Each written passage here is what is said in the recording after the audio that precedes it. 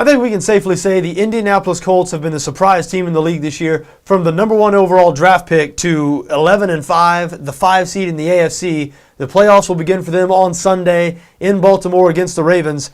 Baltimore is currently installed as a 6.5-point favorite in this game on BETDAQ, 47 the total. Now the Ravens won the AFC North, but they have not been playing well lately. Losers of 4 of their last 5 games. Now, those 4 losses were to some good teams. 3 of those 4 losses to playoff teams. The other loss to the Pittsburgh Steelers. Still, though, they're definitely not headed in the right direction going into the playoffs. Offensive coordinator Cam Cameron fired 3 weeks ago. Jim Caldwell has been calling the plays. They've lost 2 of 3 games since Caldwell has been calling the plays. And Indianapolis, they've been playing really, really well. Winners of 9 of their last 11. So much credit has to be given to rookie quarterback Andrew Luck. I mean, I know that lately, fellow rookies Robert Griffin III and Russell Wilson have been getting more publicity, and those guys' names seem to be more in the running for Rookie of the Year, and they deserve all the credit they're getting, no doubt about it. But let's not forget that Andrew Luck is surrounded by a bad defense. The Indianapolis Colts, 26th in the NFL in total defense, and the Colts don't run the ball particularly well either. 22nd in the NFL in rush yards per game. Both Griffin and Russell Wilson, the Redskins, are number 1 in the NFL in rush yards per game, even though Griffin has a lot to do with that himself. And Russell Wilson out in Seattle, he's got one of the best backs in the NFL in Marshawn Lynch to take some pressure off him. So Andrew Luck, I think, is surrounded with a little less.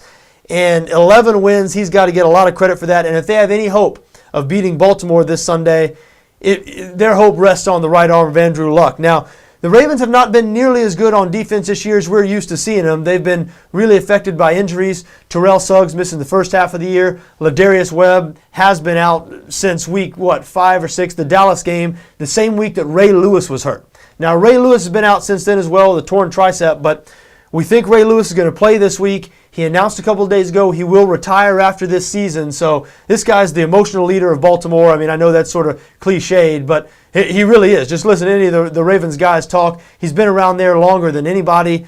And no doubt, at least in my mind, the Ravens defense anyway will be playing inspired football on Sunday. Of course, the Colts have some inspiration of their own. The Chuck Pagano story, you know it by now, I'm sure. Diagnosed with leukemia in September. Missed the whole season, was able to return to the sidelines in Week 17. And last week, I don't know if you saw it, but it was a great scene. It was almost a college-like atmosphere in the beginning. Pagano very emotional on the sidelines. The fans going nuts, and they went and took it to the Houston Texans. So both of these teams should be riding emotional highs here. Now, Baltimore is very, very good at home. They've won 16 out of their last 18 home games, and Indianapolis was not as good on the road this year as they were at home, not nearly as good on the road, as a matter of fact. 4 of Indianapolis's 5 losses came on the road. Andrew Luck statistically was much worse on the road than at home. And even though the Ravens have not been as good on defense this year as we're used to in the past, they've been playing a little bit better lately. 17th in the NFL in total defense. 12th in points allowed. With Ray Lewis coming back, not sure how much of a difference that's going to make on the field. Lewis, after all, is advancing in years. He's lost a step now. Still really good against the run, but after sitting out for the last 10, 11 weeks and having a torn tricep, who knows how much that'll affect them on the field. But I do feel like that's going to provide an emotional boost. But, when I first saw the line here, I thought, well, Indianapolis, they've been playing so well. They could win this game outright, and they could. However, we just mentioned a second ago how good Baltimore is at home, and Indianapolis has struggled on the road. And the Colts, the main thing that concerns me about the Colts in this game is they can't stop the run. One of the worst run defenses in the NFL, 29th in the league in rush defense.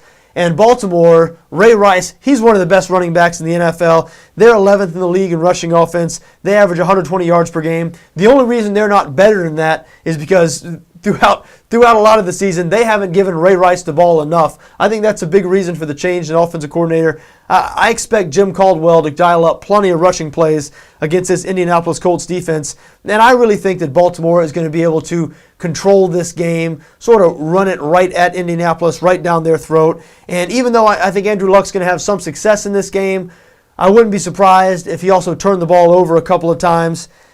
So I do lean towards Baltimore here. Now, 6.5's the line on BETDAQ. That's a good number. This number has moved to 7 most places out in Vegas. Indianapolis, it should be noted, it should be noted, 8-0 against the spread their last 8 meetings with Baltimore, but all 8 of those wins, the last time they played wasn't. That was after Manning was gone, but the Colts lost by 14. They were just 16.5-point underdogs. That was last season, but 7 of those 8 covers were with Peyton Manning at the helm of that Indianapolis Colts offense, so not sure that trend really has much of an effect on this game. So anyway, hey, should be a good game. I expect a relatively high-scoring game, slight lean towards the over in this game. The bet I like better is Baltimore -6.5.